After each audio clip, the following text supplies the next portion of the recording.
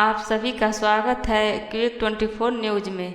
आज हम आपको सुनाने जा रहे हैं शरद पूर्णिमा की एक ऐसी पावन कथा जो न सिर्फ आस्था की महानता को दर्शाती है बल्कि हमें यह भी सिखाती है कि श्रद्धा और संकल्प जब एक साथ होते हैं तो चमत्कार भी घटित होते हैं।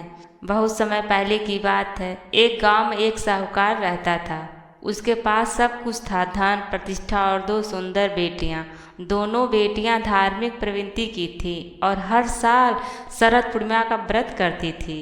पर फर्क था, बड़ी बेटी अपना व्रत पूरे विधि पूर्वक, श्रद्धा और नियम से करती थी, जबकि छोटी बेटी व्रत शुरू तो करती थी लेकिन उसे अधूरा ही छोड़ देती थी। समय बीता, दोनों का विवाह हुआ और कुछ समय बाद दोनों गर्भवती हुई।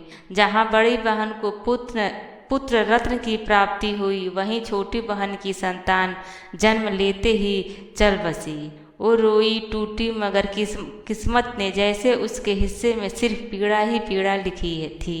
हर बार जब भी वो माँ बनने की उम्मीद बांधती, संतान जन्म लेते ही मर जाते थे, उसका साथ छोड़ देते थे। दुख और निराशा ने उसकी ज़िंदगी को इस तरह से घेर लिया था जैसे उसके जीवन से ये बादल कभी घटित ही नहीं होंगे। वो जवाब तलाशने पंडितों के पास पहुंची। पंडितों ने उसकी आंखों में झांकते हुए कहा, तुमने जो व्रत अधूरे छोड़े हैं वही इस पीड़ा का कारण है। अगर तुम शरद पूर्णिमा का व्रत पूरी श्रद्धा और विधि पूर्वक करी होती तो तुम्हारी संतान आज जीवित रहेगी।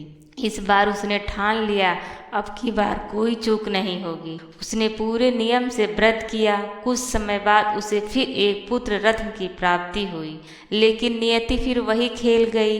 बच्चा जन्म लेते ही दम तोड़ गया। वह टूट चुकी थी, मगर फिर वही उम्मीद का दामन नहीं छोड़ा। उसने उस नन्हे मृत बच्चे को एक चादर में लपेटा, एक पाटे पट्टी पर लिटाया और अपनी बड़ी बहन के पास गई। दीदी, जरा मेरे घर चलो, कुछ काम है। बड़ी बहन आई। जैसे ही वो उस पट्टी पर बैठने लगी, उसका घाघरा बच्चे को छू गया और तभी एक चमत्कार हुआ। मरा हुआ बच्चा रोने लगा। बड़ी बहन चौंक की पीछे हटते हुए बोली, तू मुझ पर कलंक लगाना चाहती है? अगर ये मर जाता तो सब क्या कहते? छोटी बहन की आंखों में आंसू झरने लगे। वो बोली, नहीं दीदी, ये तो पहले से मरा हुआ था। तेरे पूर्ण व्रत की ताकत ने इसे नया जीवन मिला है। तेरी श्रद्धा ने मेरी गोद फिर से हरी कर दी है। इस घटना से उसकी आंखें खुल गई। उसने अपनी भूल स्वीकार की। तेरे जैसे पूरे श्रद्धा से व्रत करने वालों पर ही भगवान की कृपा होती है। मैंने अधूरे व्रत किए, इसलिए हर बार मेरी संतान मुझसे छिनती रहती है। आज तेरे पुण्य से मेरा बच्चा जीवित हुआ है। जब ये बात राजा तक पहुंची तो उन्होंने पूरे राज्य में घोषणा करवा दी, जो भी व्रत करेगा उसे पूरे नियम और श्रद्धा से करेगा। अधूरा व्रत न केवल व्यर्थ होता है बल्कि जीवन में कष्ट भी ला सकता है। शरद पूर्णिमा की यह कथा हमें क्या सिखाती है? यह केवल एक धार्मिक कथा नहीं बल्कि एक सीख है, आस्था है, अधूरी नहीं होनी चाहिए।